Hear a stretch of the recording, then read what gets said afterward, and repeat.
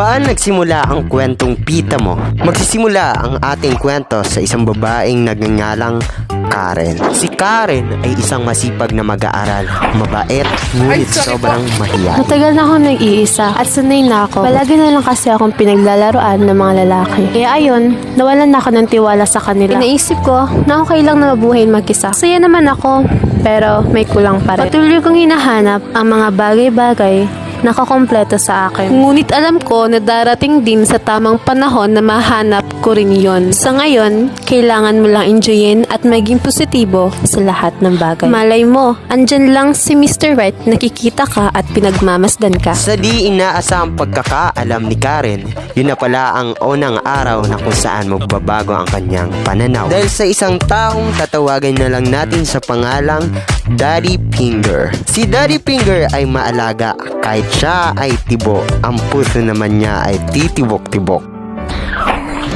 Ay, sorry po.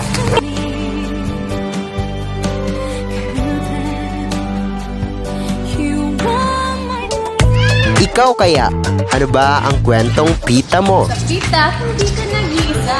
May kasama ka. Pero di ka pinapansin. Pita.